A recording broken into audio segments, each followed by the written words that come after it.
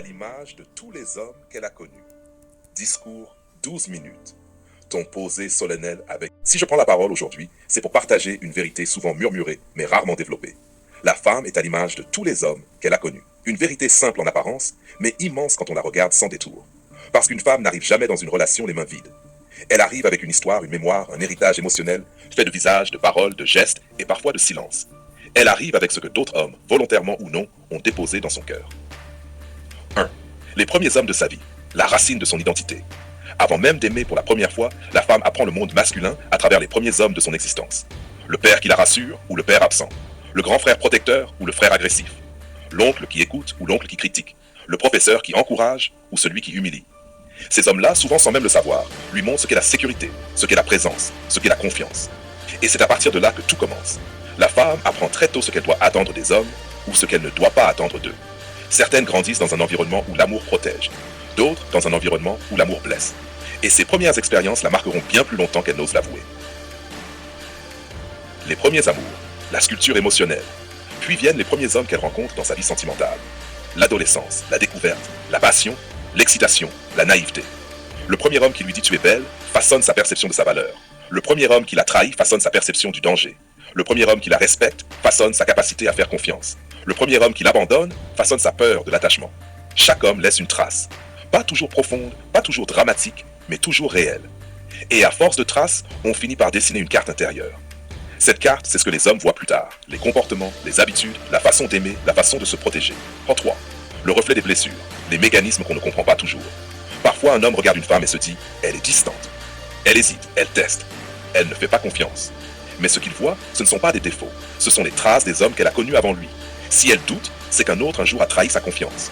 Si elle analyse chaque mot, c'est qu'un autre jouait avec elle. Si elle garde un cœur prudent, c'est qu'un autre a profité de sa naïveté. Si elle s'attache lentement, c'est qu'un autre l'a blessée trop vite. La femme n'est jamais froide gratuitement. Elle ne se protège jamais par plaisir. Elle ne se ferme jamais sans raison. Elle devient ce que la vie lui a appris à devenir. 4. Le reflet des hommes bons, la lumière qu'elle peut porter.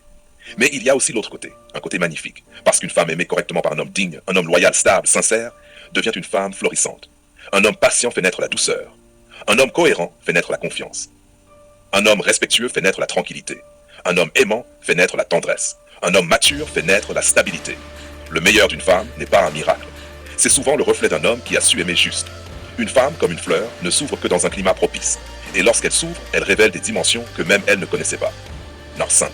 Le poids des expériences répétées, ce qui forge son caractère. Chaque homme n'est pas un chapitre isolé. Ils s'accumulent, ils s'entrecroisent, ils construisent une version d'elle-même. Ainsi, une femme qui a connu des hommes instables apprend la vigilance. Une femme qui a connu des hommes immatures apprend la prudence.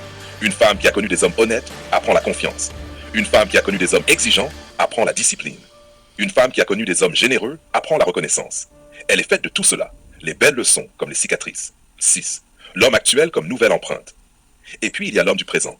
Celui qui arrive après tous les autres. Celui qui peut devenir le contrepoids, l'apaisement, la réparation ou malheureusement une cicatrice de plus. L'homme qui arrive aujourd'hui porte la responsabilité, sans même le vouloir, de réécrire ce qu'elle croit sur l'amour. Les femmes ne sont pas figées. Elles évoluent, elles changent, elles guérissent, mais elles changent au contact des hommes qu'elles rencontrent. Si tu es patient, elle apprendra la lenteur. Si tu es cohérent, elle apprendra la stabilité. Si tu es sincère, elle apprendra la transparence.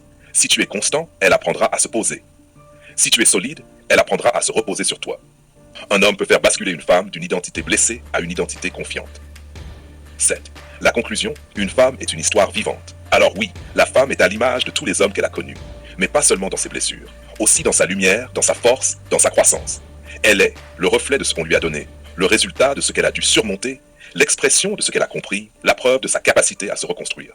Chaque homme laisse une empreinte, bonne ou mauvaise, et chaque femme est un mélange de ces empreintes. L'homme sage le comprend, l'homme patient le respecte, l'homme mature en